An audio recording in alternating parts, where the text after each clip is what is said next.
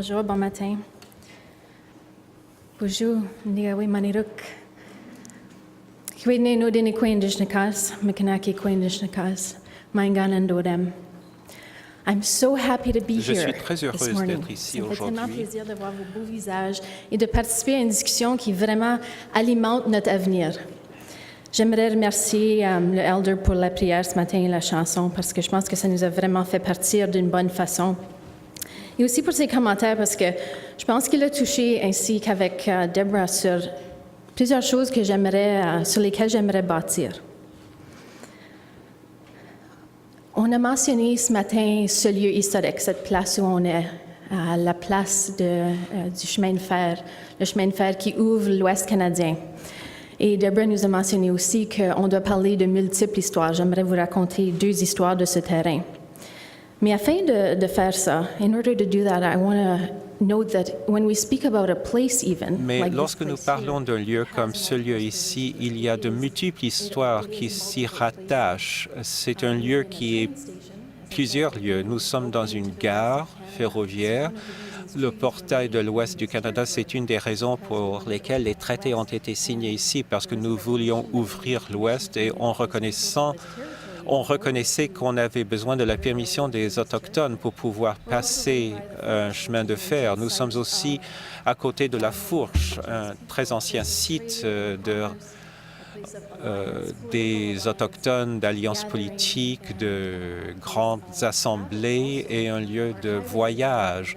Nos grandes routes, telles que nous les connaissons maintenant, n'existaient pas il y a 150 ans. Nos grandes routes étaient nos rivières. Alors, la rencontre de ces 2 fleuves est très importante ici. À travers la rue, nous avons un fort historique, le Fort Garry du Haut. C'est le lieu où l'entrée du Manitoba en Confédération a été solidifiée. C'est l'entrée à cela. Et je mentionne toutes ces choses parce que je lis ces histoires à la raison pour laquelle je suis ici et en raison de la présence de mes ancêtres dans ce territoire et l'importance de leurs actions pour nous aujourd'hui. Je parle de le Fort Garry parce que mon grand-parent était le gardien pendant la Résistance et assurait la sécurité des Métis qui faisaient les événements politiques à l'intérieur. Louis Riel était mon arrière-oncle et qui s'est battu très fort pour assurer les droits des citoyens de cette province. Et je pense qu'une autre chose qu'on a mentionnée ce matin, c'est que nous ne savons pas vraiment quelle est notre histoire, quelles sont nos histoires. Et j'espère qu'en 2017, ce sera un moment où nous pouvons réfléchir sur nos différentes perspectives de nos histoires, parce que, et les aînés nous diront, et c'est très important, pour les Autochtones, il n'existe pas une seule vérité et que chaque personne vit sa propre vérité et nous vivons nos histoires et nos interprétations de nos histoires. J'aimerais partager aujourd'hui une histoire qui a plusieurs interprétations, plusieurs points de vue et vous verrez que nous avons du travail à faire. Et pourquoi donc regarder vers le passé? Pourquoi pas simplement nous concentrer sur l'avenir? Je m'attends souvent à cette question de mes élèves. Je parle aux élèves de la première et deuxième année et aussi à l'université. Et parfois, ils nous font rappeler qu'il faut regarder vers le passé ainsi que vers l'avenir. Et les Autochtones étaient guidés par ce concept des 7 générations. Je pense que vous avez déjà entendu parler de cela. Si vous voulez hocher la tête, je verrai que vous êtes toujours éveillés. Ce concept de 7 générations, c'est l'idée de regarder vers l'avenir sur 7 générations. Donc, si nous parlons des choses qui se sont passées dans ce territoire, l'action de Louis Riel et la structure du gouvernement des Métis et l'annexation du Manitoba non seulement comme territoire en vertu de l'autorité du Canada, mais comme participant à titre égal dans la Confédération en tant que province, Riel avait à l'esprit cette génération à l'avenir. Vous voyez cela reflété dans la loi sur le Manitoba. 1 million d'hectares ont été établis pour les enfants des Métis. Il ne s'agissait pas simplement d'avoir la participation immédiate dans la nation pour les Métis de la Rivière-Rouge. C'était l'idée d'assurer un avenir. C'était très visionnaire. Donc, on pensait à nous il y a cette génération. Et maintenant, c'est à notre tour de regarder en arrière. C'est cette génération en arrière et c'est une partie de ma vision pour 2017.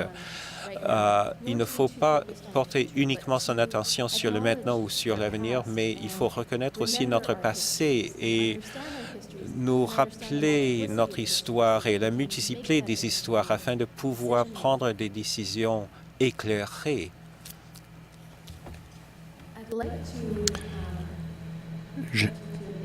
J'aimerais attirer votre attention sur une image à l'écran. Tiens, voilà. Et c'est l'image qui se trouve sur la page couverture du livre dont Geneviève a parlé ce matin. Et ça représente le traité. Et ça s'appelle Breathing Life into the Stone Fort Treaty. Un livre sur le traité qui a été signé à l'époque. Il ne s'agit pas de revivre ou de modifier le traité, mais pour redonner un souffle nouveau à cette relation qui a été confirmée en 1871. Ça fait 142 ans, si mes mathématiques sont bonnes. Et c'est là que se sont assis nos ancêtres et ont discuté avec les représentants de la reine comment on ferait pour vivre ensemble sur ce territoire. Beaucoup de pression pour négocier un traité. Je veux dire, le chemin de fer s'en venait. Les gens s'établissaient dans la province. Les Métis venaient juste d'entrer dans la Confédération, la petite province là, dans le sud du Manitoba, pas le Manitoba d'aujourd'hui. Et les gens sont venus négocier au nom de la reine afin de pouvoir être présents sur le terrain, le territoire. J'ai travaillé à ça pendant des années et la couronne a toujours dit que le traité, c'est l'abandon de la terre. Hein? On a cédé nos terres au gouvernement. Si on regarde le texte écrit, ça dit que l'on cède. Mais si on retourne à l'histoire orale et l'histoire écrite, parce qu'il y a eu un journal qui a enregistré ces discussions. Et à nulle part dans l'histoire écrite et orale a-t-il été question de céder le terrain ou le territoire. Alors, lorsqu'on comprend ça, on comprend que, en fait, il y a une faille dans le raisonnement. Alors, qu'est-ce que la couronne et les Anishinaabe de quoi ils ont parlé en 1871? Bien, ils ont parlé de relations entre les peuples. Les commissaires commençaient en disant « La reine, notre mère, veut vous traiter également avec les enfants blancs et les enfants autochtones. Elle veut que vous puissiez continuer à chasser ou à cultiver la terre comme vous voulez. » C'est ce que les commissaires ont dit. Et les Anishinaabe ont compris qu'ils embarquaient dans une relation avec la reine et ses enfants. Et un exemple précis de comment ça se passait à l'époque, c'est que dans la loi britannique, dans la loi britannique, il y avait une hiérarchie chez les enfants. Hein? Ils avaient une différence entre les enfants mâles et femelles, les plus vieux, les plus jeunes, etc.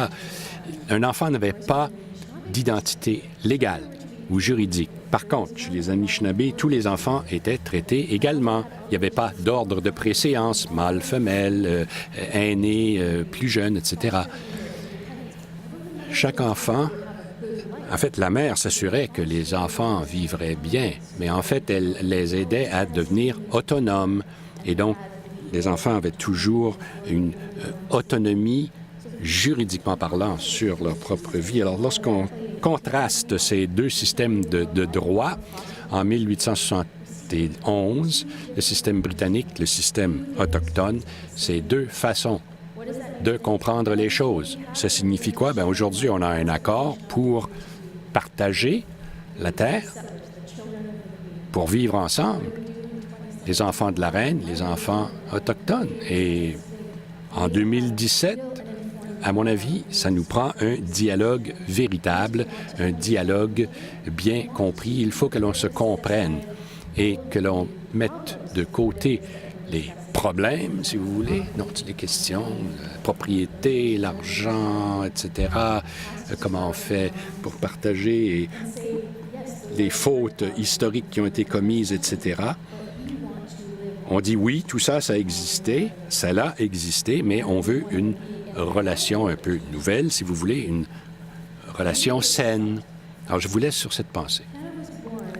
Le Canada est né grâce à des relations avec les peuples autochtones. Et à ce moment-ci, 150 ans plus tard, on ne peut pas oublier ce fait. Il faut célébrer ce fait, plutôt. Merci.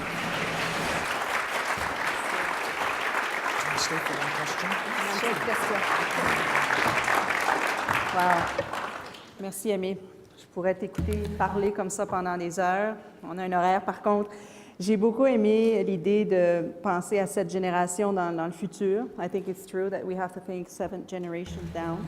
And les 7 générations et ton passé et ton lien de parenté avec Uriel, certainement a conversation opener, is it? C'est certainement un objet de conversation, n'est-ce pas? Vous en parlez, oui. What would you say would Mais be the mistakes maybe that we should avoid? À votre avis, quelles seraient les erreurs à éviter lorsqu'il s'agit des relations entre les Premières Nations et le gouvernement canadien?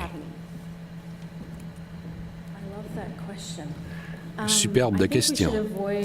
Il faut éviter de venir à la table, si vous voulez, en parlant de droit. Il faut avoir un dialogue ouvert et être prêt à lâcher certaines de nos idées préconçues. Et cette image de cette génération, ça nous raconte l'histoire, en fait, des traités. Mais le traité, c'est pour toujours. C'est tant que le soleil brille, l'herbe pousse et les rivières coulent. Et tout ça, ça se produit encore aujourd'hui, donc les traités sont valides.